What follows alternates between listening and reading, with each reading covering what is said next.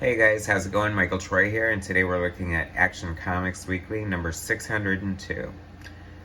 Alright, so this is a great George Perez cover, first of all. This is from Action Comics Weekly. This is right after John Byrne's run in the 80s. John Byrne had left the book, and they radically revamped it. 48 pages every week for $1.50, which was kind of expensive for the time because the regular books were 75 cents. So not only are you paying double, but you're paying that like once a week. So I pretty much think that was the downfall of the book, because as much as I wanted to keep up with it, my allowance or whatever just wouldn't let me. And although I did hang in there as long as I could, and I have to say, like, a beautiful George Perez Green Lantern cover is definitely a draw, so let's take a look.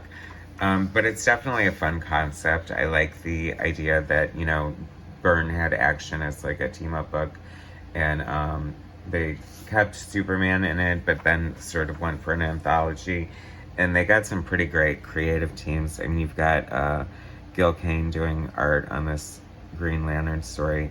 Nothing better than a, Gil Kane Green Lantern story, except you have the death of Kat Matui, which is a mistake. I mean, you have this great supporting female character. Why do you want to kill her off for? But hey, they've even dedicated websites to killing off female supporting characters for no reasons, based on the Kyle Rayner girlfriend being shoved into her. Women in fridges, is that what they call that trope or whatever? So, oh well, we'll just have to enjoy the fun Gil Kane art here. Gil Kane was such a master. I love, like, especially when he pencils and inks himself. He's just so unique and indistinguishable. Gil Kane, you can just tell, like, the way he draws his anatomy and the way his pen line works. Backup story, Mike Barron, Dan Jurgens, Tony DeZuniga, who's like a great penciler in his own right. So doing finishes on Dan Jurgens for Dead Man, that's cool. I like a good anthology book. I mean, this is perfect because there's so many characters. Like, I don't know, DC does tend to do a lot of anthology books, and a lot of times they just don't catch on for whatever reason. I don't think anthology books are popular in general.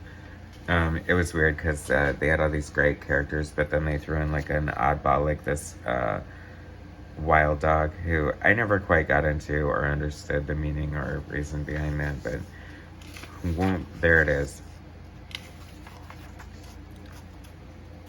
So then, and that's also the downfall of the anthology. It's like you have 4 different stories and like maybe like 2 of them. So is it worth your $1.50? I mean, for Kurt Swan art doing Superman, heck yeah, it's worth it. Secret Six, Dan Spiegel, a great horror artist that I discovered later in life. I have such a new appreciation for so many old artists that I didn't really know to give a second look back in the day. But that's the beauty and joy of reading and looking at back issues. Howard Chaykin,